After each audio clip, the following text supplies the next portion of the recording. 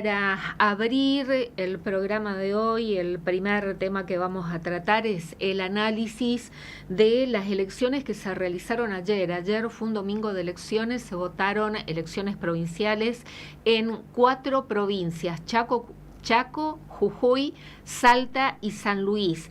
Y creo que el mayor dato relevante, por fuera de los resultados, fue el bajo porcentaje de votantes, de electores que concurrieron a las urnas. Pero para hacer un análisis general, lo tenemos en comunicación telefónica al analista político y consultor Enrique Zuleta Puceiro. Enrique, ¿qué tal? ¿Cómo le va? Buenas tardes, buenas noches. ¿Qué tal? Buenas noches, Liliana, encantado. Bueno, coincide que el dato más relevante de las elecciones de ayer es el bajo porcentaje de electores que concurrieron a votar, Enrique. Bueno, es un dato muy importante para entender los porcentajes y el desempeño de todas las fuerzas políticas, porque todas han bajado notablemente en su desempeño respecto a elecciones anteriores, y eso tiene que ver muchísimo con que en el conjunto de las provincias que hemos hablado, que constituyen el 8% del padrón nacional, es más que el 7% que constituye Cava para el domingo que viene. O sea, es una elección importante. Esa elección, digamos que el promedio de abstención fue del 40%, o sea que votó el 60%, aunque en algunas provincias y en algunos lugares eso fue muchísimo más. Es una elección que tiene gran significado porque de alguna manera ratificó otra tendencia, además de la abstención, que hay que interpretarla, ya veremos cómo.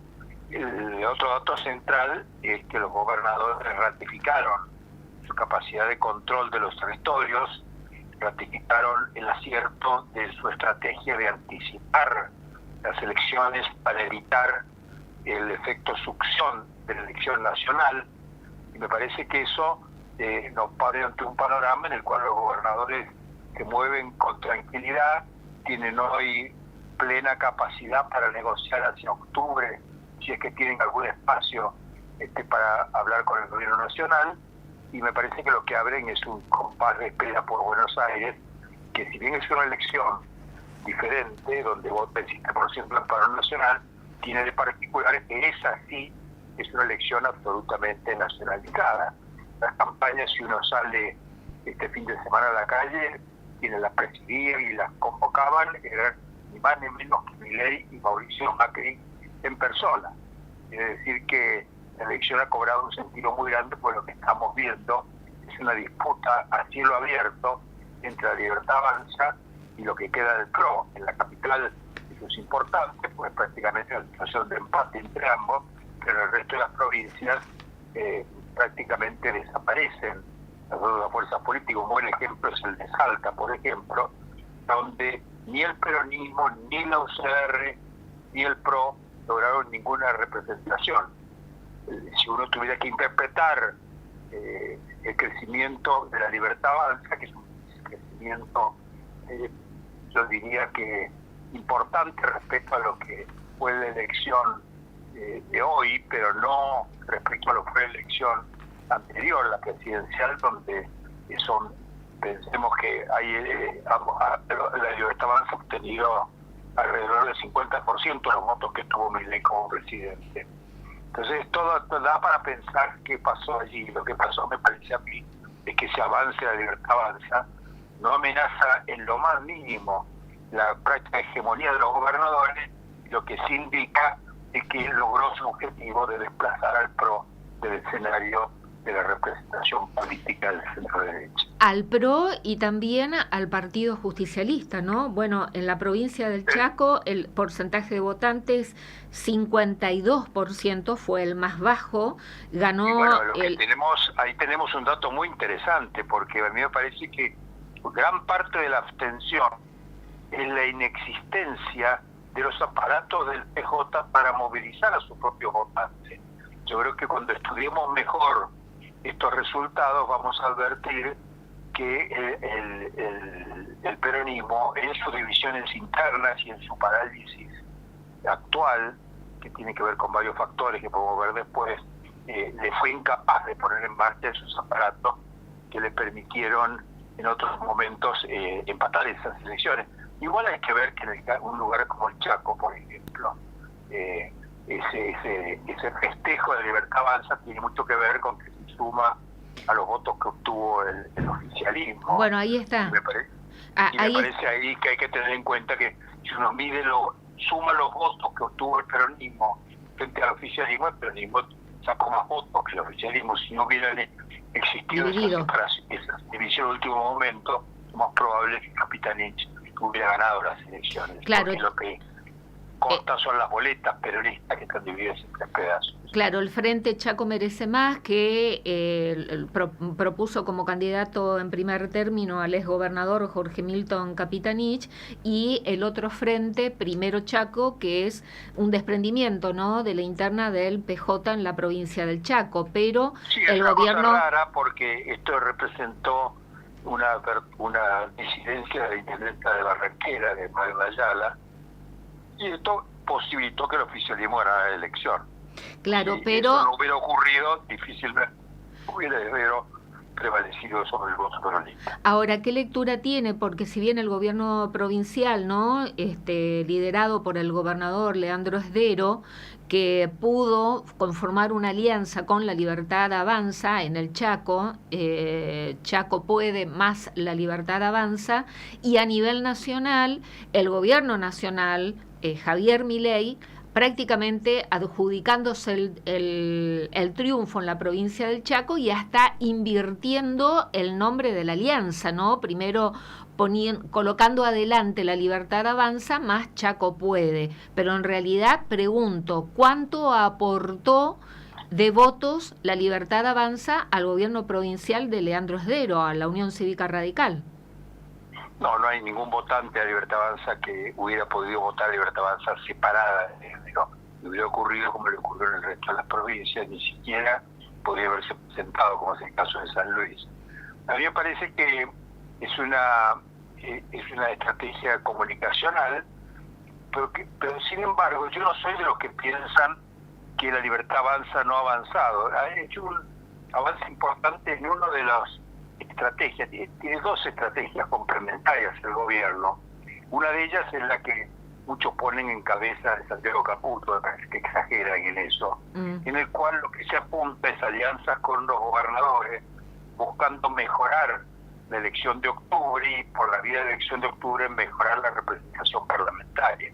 Sobre todo en lugares donde se va a elegir senador y diputado. Esa estrategia, hay otra enfrente que es la que muchos le atribuyen también, me parece exageradamente, a Karina Milei, que piensa más bien de afianzar el partido en los niveles locales y generar bases propias, fundada en esos estratos viejos importantes que hay en las provincias, sobre todo de partidos provinciales, de sectores del menemismo, que eran residuales y que con esta estrategia logra generar una red importante. A mí me parece que en el futuro de Libertad Avanza importan las 2 cosas.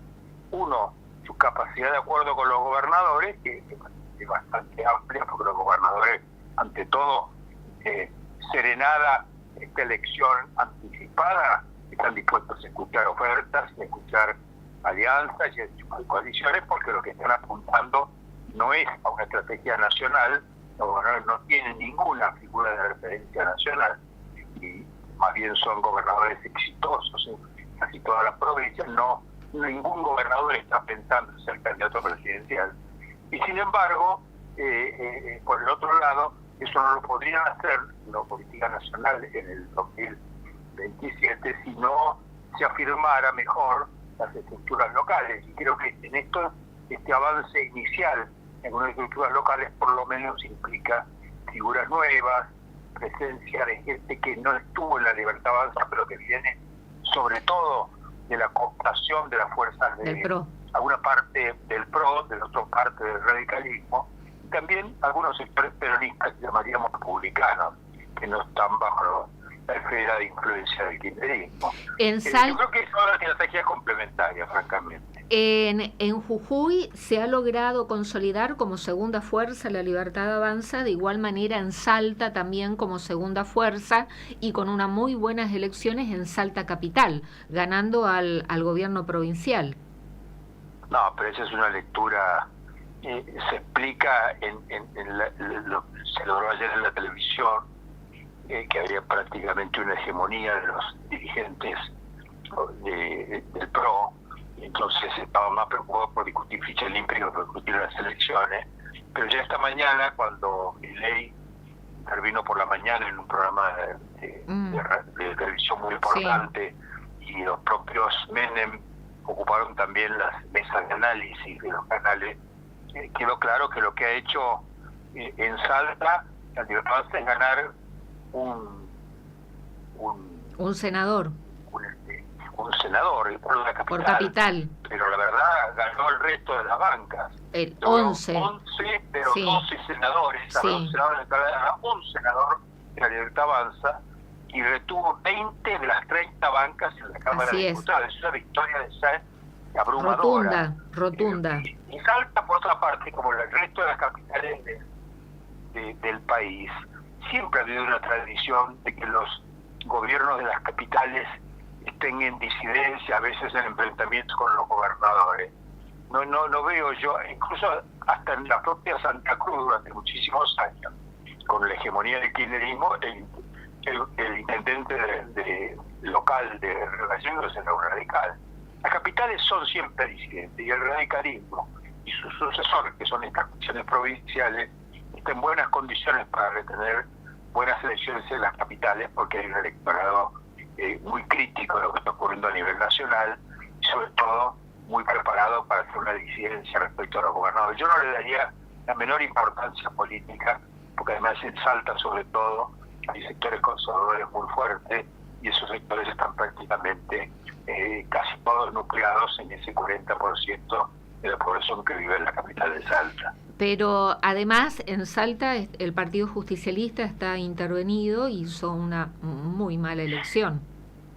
Bueno, ese es un problema que ocurre en todo el país, ¿no es cierto? El peronismo tiene dos cuentas pendientes que tienen muchas dificultades para resolverlas. La primera de ellas es abandonar definitivamente ese sucursalismo que los hace depender de las intervenciones, y una vez que terminan las intervenciones, de la influencia, de los recursos y de la lógica nacional del peronismo. Es una cosa que debilita hasta que no haya partidos peronistas provinciales muy fuertes, o puede ser el caso de Santiago del Estero, o incluso la propia, casi todas las provincias. Y me parece que siga dependiendo de lo que pasa en el Gran Buenos Aires y en el peronismo central, hoy dominado por el kirchnerismo, mientras que no se abandone eso, es una cuenta pendiente. Debilita muchísimo, porque la gente que vota en cada provincia vota en general en unas buenas situaciones económicas, muy poco interesada en cambios abruptos, ratifica ese 50% de apoyo que tienen casi todos los gobernadores. Esa es una cuenta pendiente. Y la otra segunda cuenta pendiente, que tampoco está realizando ese proceso de trabajamiento generacional que produzca la cantidad y la calidad de dirigentes que el resto de las fuerzas políticas han podido ir alumbrando en los últimos años. No le cuesta muchísimo al peronismo en los niveles provinciales generar esos 10 o 20 dirigentes jóvenes que realmente puedan generar un pensamiento y una práctica política más afín con lo que viven los ciudadanos de las ciudades, ¿no? Bueno, en San Luis... Esos dos temas son bastante complicados en casi todas las provincias. San Luis es una muestra de esto, una de las muestras, ¿no?, de lo que usted está diciendo en relación al peronismo. Claro. Salió como segunda fuerza, pero muy atrás del gobierno provincial conducido por Claudio Poggi, y nuevamente... Poggi duplicó a Rodríguez Sá, lo cual es gravísimo, porque Rodríguez Sá fue clave en toda la vuelta del peronismo al gobierno, en la etapa de Cristina Kirchner y de Fernández. Hubo un actor clave, hubo varios actores, pero uno fue Rodríguez Sá. Rodríguez Sá se puso al hombro la campaña. El Alberto. Inició Alberto Rodríguez Sá eso en los grandes foros de intendentes que se hicieron en la Patagonia, y cuando decidió que Kirchner competir, elegir esa decisión de poner a Alberto Fernández, lo hizo sobre la base de una gran convocatoria que cubría varias provincias y varias ciudades, y donde fue clave el aporte de ideas y de gente. Rodríguez se movía en un avión donde llevaba a 10 o 20 dirigentes tradicionales del peronismo, y iba nutriendo de alguna manera algo que se parecía a una fuerza nacional que después fructificó en la alianza de Fernández y Kirchner. Me parece a mí que esta derrota de Rodríguez Sacchi es tremenda, porque lo ha duplicado. Estamos hablando de un 27 a un 26%. Entonces eso es una caída muy grande de Alberto Rodríguez Sacchi, por razones ya de pérdida de gravitación local, de recursos, el enfrentamiento con su hermano, y sobre todo la aparición de una de las listas libertarias que llegó al 8%, que se llama Viva la Libertad Carajo. No nos olvidemos que de San Luis es el actual presidente del Senado, Bartolomé Abdala. Así es, y el presidente del bloque es Ezequiel Atauche, que es jujeño, ¿no? Y ahí sí se ha logrado posicionar a la Libertad Avanza como segunda fuerza. En Jujuy el frente del gobierno obtuvo el 38%, y la nómina libertaria un poco más del 20 puntos. Pero pensemos que ayer había tenido 38% Milei en Jujuy. Es una baja a la mitad de lo que obtuvo en el porcentaje, la mitad del porcentaje, y a eso agreguémosle el tremendo efecto de la abstención electoral, ¿no? Enrique, y respecto a los sistemas, otro dato que también me parece interesante verlo es los sistemas de votación, ¿no? En el Chaco, bueno, boleta de papel, pero una por alianza. En Jujuy, bueno, la clásica boleta de papel, pero en Salta, boleta única electrónica, y en San Luis, boleta única de papel, el mismo sistema que vamos a tener a partir de estas elecciones legislativas nacionales, ¿no? En esta reforma a nivel nacional. ¿Esto también merece un análisis aparte? Es muy importante. En este momento las reglas del juego electoral están en el aire, no han aterrizado, hay un enorme nivel de desconocimiento, y por los estudios que he visto en algunos lugares en las elecciones presidenciales pasadas, la votación en 2 mesas, en una con boleta nacional única y en otra con la votación tradicional, es un menjunje que lleva a que un votante tenga un promedio de casi 6 minutos para votar, mínimo. Entonces eso hace que explica muchísimo la abstención. Y me parece a mí que además la boleta única tiene varios defectos en su aprobación. En realidad esa boleta la impusieron las ONGs y el PRO, y me parece que eso lo hicieron, y también incidió la Libertad Avanza, y lo que está clarísimo que va a producir un nivel de voto en blanco extraordinario. Me parece a mí que el sistema está en el aire, pero eso no sería nada a la luz de lo que escuchábamos este fin de semana en algunas columnas periodísticas que explicaron que a estas alturas todavía no se ha hecho la licitación del escrutinio. A estas alturas, en cualquier elección presidencial ya estaba hace rato hecha las licitaciones, adjudicado con los cómputos. Le habían hecho una especie de contrato medio sin licitación del Correo Argentino, que es una institución absolutamente quebrada y paralizada. ¿De dónde va a sacar el Correo Argentino sin recursos tecnológicos ni logísticos de ningún tipo la fuerza para poder hacer una elección presidencial? Yo creo que tenemos que esperar muchísimos problemas en las elecciones, sin hablar de los gobernadores, que muchos de ellos tratarán de que en octubre se vote, los que juntan las elecciones, que se vote con las 2 mesas, que es lo que va a pasar en algunos distritos donde se vota la boleta nacional por un lado y boletas provinciales por el otro. Bueno, adelantando ya lo que nos dijo anteriormente sobre las elecciones de este domingo, 18 de mayo, en Ciudad Autónoma de Buenos Aires, va a ser, dijo usted recién, una disputa a cielo abierto entre La Libertad Avanza y el PRO. ¿Puede acentuar más esta disputa lo que ocurrió hace unos días atrás en el ámbito del Senado, el rechazo que no alcanzó la mayoría necesaria para aprobar ficha limpia? ¿Qué interpreta usted de lo que pasó allí? Bueno, son temas distintos, ¿no? Lo que se ve para el domingo aquí es que hay un 26% de tendencia de voto del peronismo, que es muy parecida a la que tuvo siempre, que osciló entre el 25 y el 32, según las elecciones, está en la mitad, es el piso del peronismo, sin moverse ni crecer para nada. Al contrario, puede estar perdiendo votos el peronismo por esa candidatura extraña, no muy explicable, que es la de Abel Medina, sin lugar a duda favorecida por algún sector que le interesa la división del peronismo, si no nos explicaría el tipo de campaña que está produciendo Abel Medina, porque además es una división del voto parecida a la que ocurrió en el Chaco. De pronto aparece alguien que invoca una diferencia porque el nombre del verdadero peronismo, yo no puedo estar de acuerdo con esa coalición que ha montado el peronismo oficial, esta vez es Olmos, el presidente del PJ local con Santoro. Entonces aparece alguien con un principismo que se dice representante del verdadero peronismo, lo que le pasó a Capitani, y saca ese 5 o 6%, que es probablemente el límite para triunfar. De todas maneras, ¿le saca votos a Leandro Santoro? ¿Le saca votos a Leandro Santoro a Abel Medina? Y algún voto va a sacar. Es una campaña bastante desarrollada. Si abren la televisión dentro de un rato, van a ver bien casi todos los canales.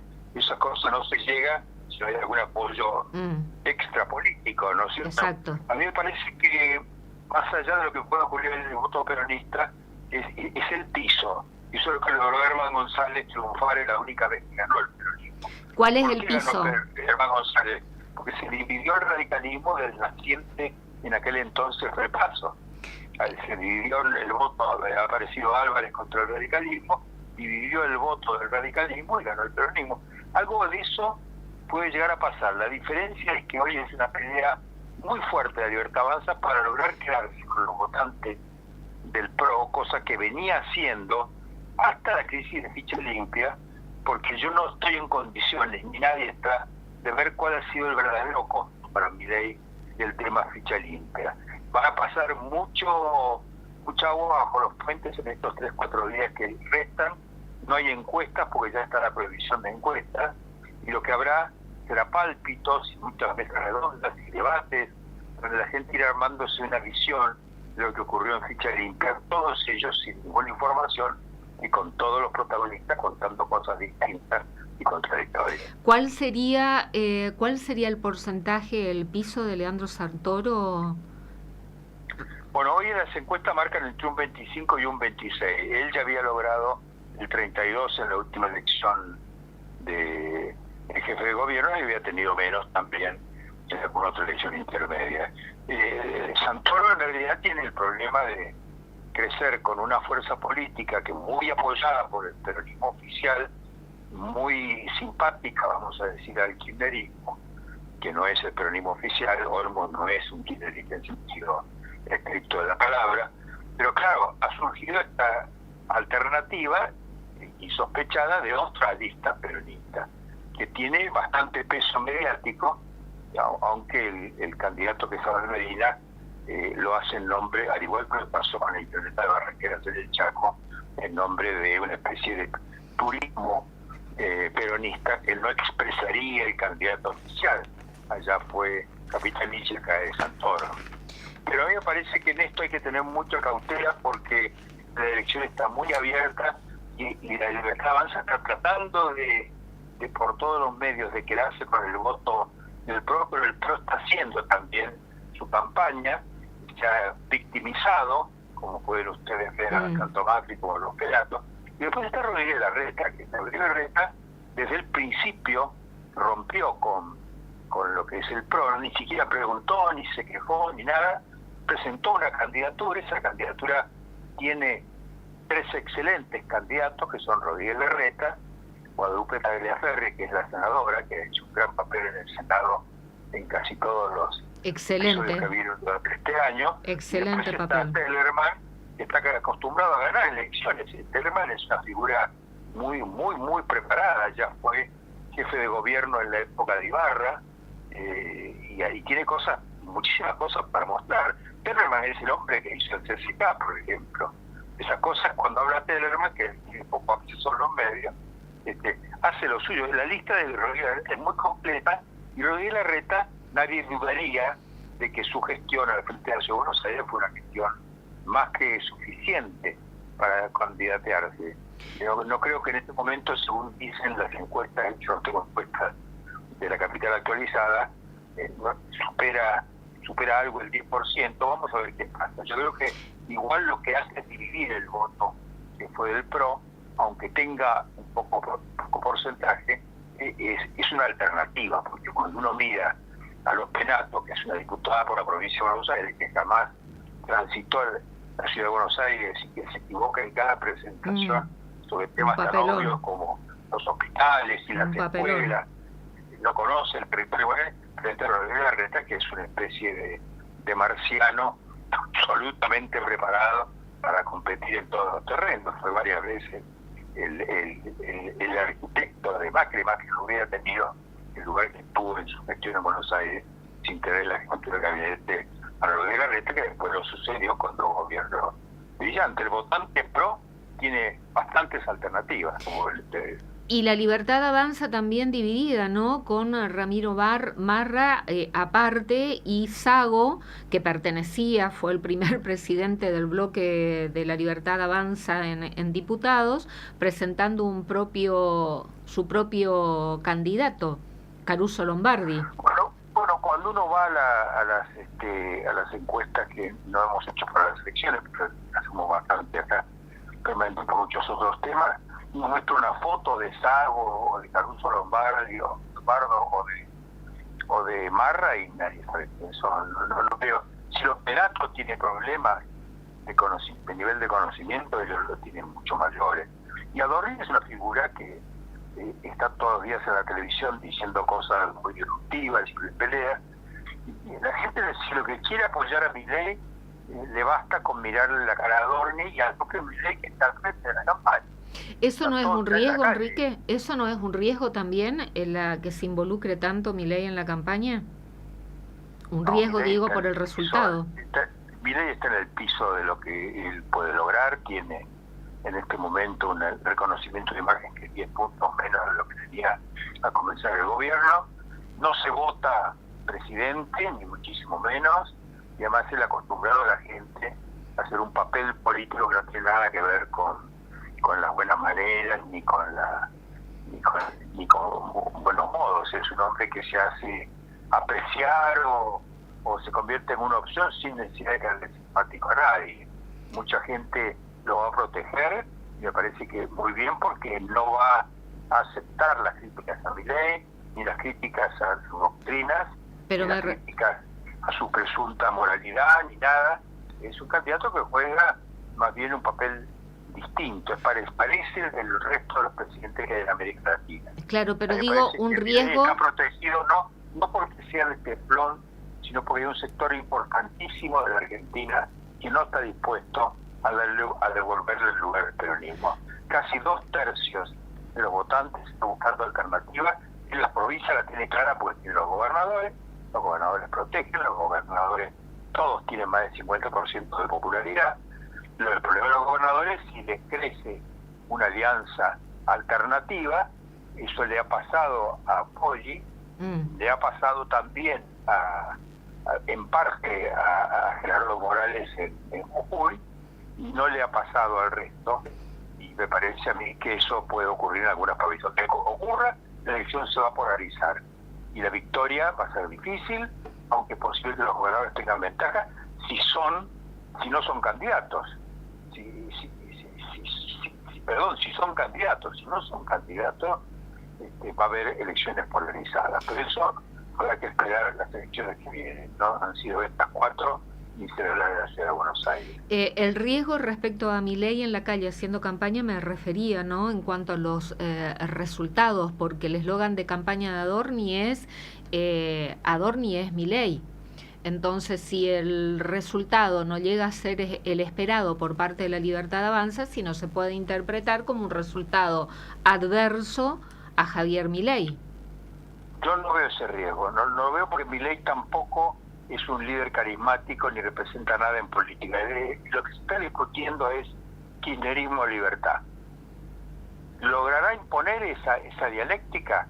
Por el momento no lo ha hecho, pero puede haber un componente en ese electorado, que lo calcularíamos hoy en un 20%, que va a votar kirchnerismo o libertad. El resto están pensando en quién gestiona mejor, quién representa mejor, están pensando si las listas tienen funcionarios con capacidad de gestión, porque no se está votando jefe de gobierno. Es el caso de Corrientes o el caso o Santiago del Estero, Santiago, donde se discute el poder. Se está discutiendo algo muy parecido al Consejo Deliberante. Sí. ¿No? El gobierno de Jorge Macri sigue, tendrá más o menos apoyo en la legislatura. De hecho, hoy tiene muy poco. Macri gobierna con una legislatura muy fragmentada, y lo que habrá es más fragmentación. No depende Macri de que se junten votos propios ni mayorías propias en la Ciudad de Buenos Aires, como ocurría en el antiguo Consejo Deliberante. Todo se negocia, es un patio, un mercado persa, donde lo que se discute son de negocios, casi exclusivamente de negocios. No hay ningún proyecto general y no creo que eso mejore mucho con el resultado de estas elecciones. Hablamos de las candidaturas dentro del justicialismo / kirchnerismo, dentro de la Libertad Avanza o de la derecha, el PRO, y no hablamos de la UCR en las elecciones de Cava.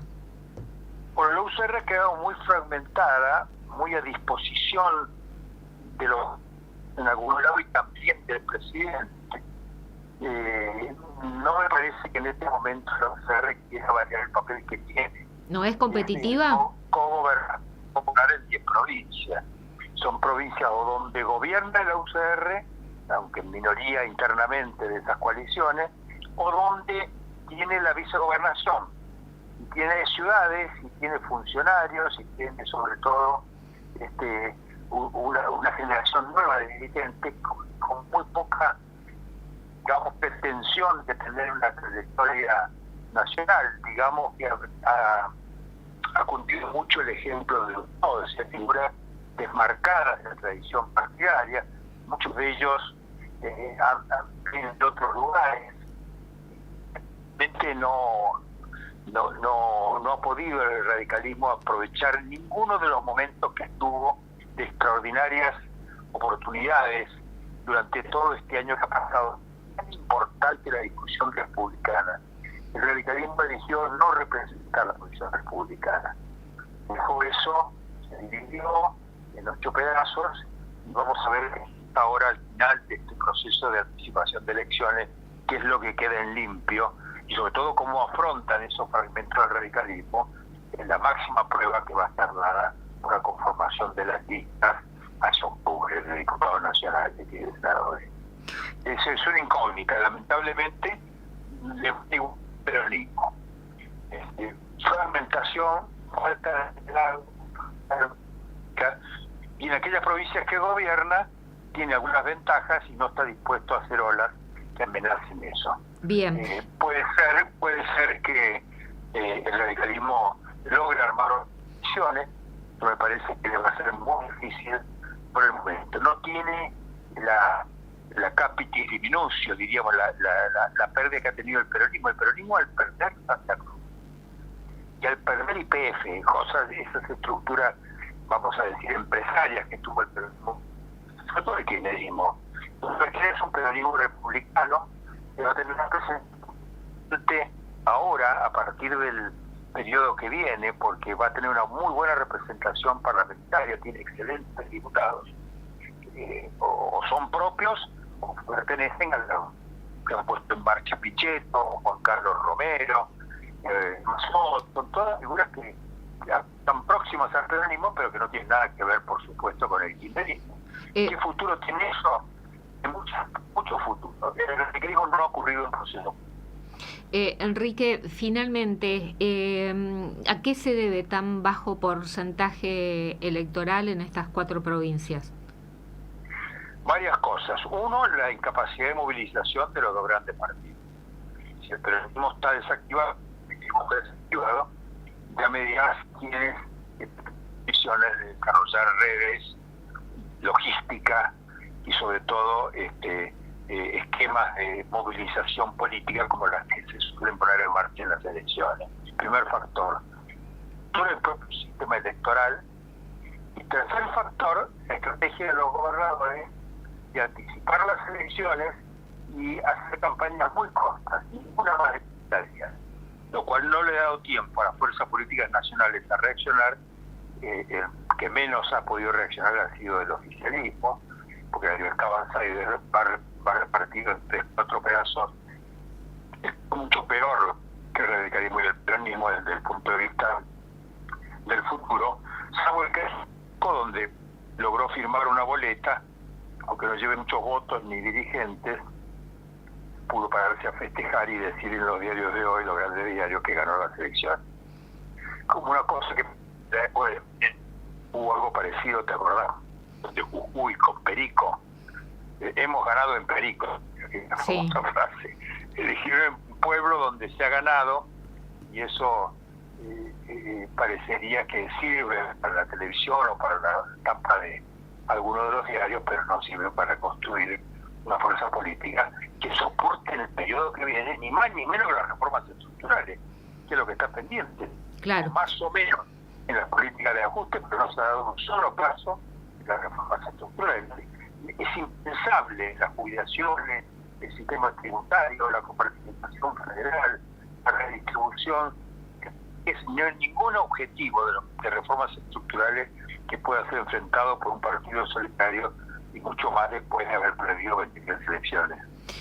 Enrique Zuleta Puseiro, le agradecemos esta comunicación y nos volvemos a comunicar dentro de una semana exactamente ya con los resultados de las elecciones de Capital, si es que su agenda lo permite, de Buenos Aires, ¿no? Capital, digo. Bueno, por supuesto, por supuesto. Muchísimas gracias. Que tenga usted buenas noches. Gracias a ustedes. Hasta luego. Enrique Zuleta Puseiro, analista político, consultor, ayudándonos a entender las elecciones de estas 4 provincias que se realizaron ayer, ¿no? La provincia del Chaco, Jujuy, Salta y San Luis, donde los gobiernos provinciales han revalidado títulos, recordando que son elecciones legislativas, la mayoría de ellas en el orden provincial, en la composición del poder legislativo provincial, en otras también consejos deliberantes, en la composición de los poderes legislativos comunales, ¿no? Como son los consejos deliberantes, pero el dato para mí mayormente relevante fue el bajo porcentaje de votantes. En la provincia del Chaco concurrieron a las urnas el 52,1% del electorado chaqueño. En la provincia de Salta, el 58,76%. En la provincia de San Luis, el 60,5%.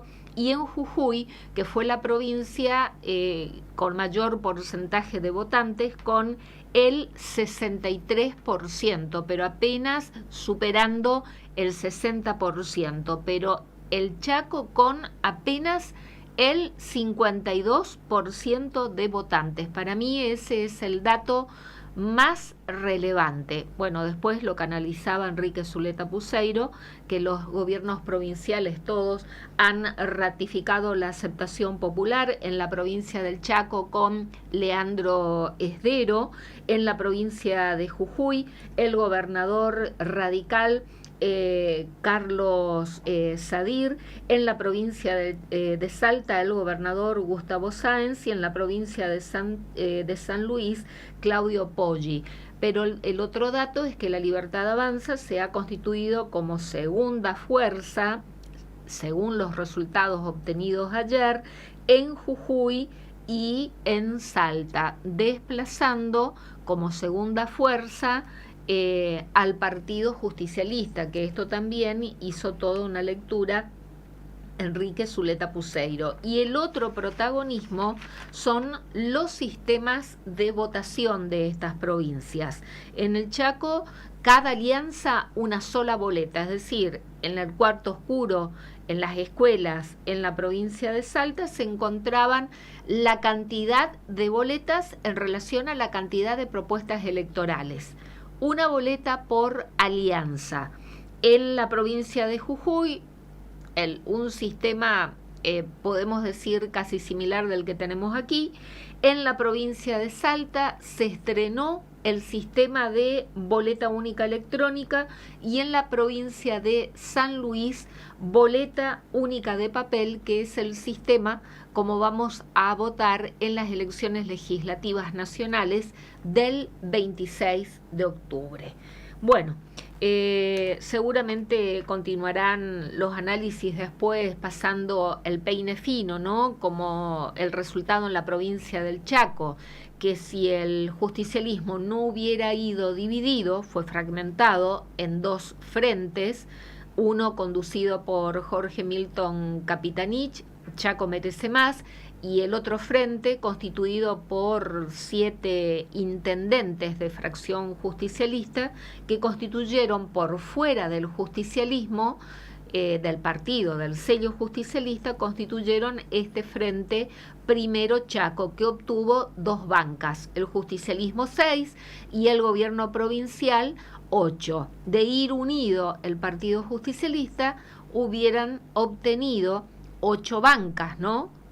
Pero veremos esto en la distribución de fuerzas dentro de la legislatura chaqueña, que es unicameral, uniendo todos los distintos bloques de la oposición, quedaría en igualdad de bancas con el gobierno provincial. 16 y 16, son 32 en total los diputados en la provincia del Chaco, 16 bancas del bloque oficialista y otras 16 bancas en total de los distintos bloques de la oposición. Esto daría, si no se pasa ningún diputado de los bloques opositores a acompañar, a sumarse al bloque del oficialismo, daría un empate dentro de la legislatura chaqueña.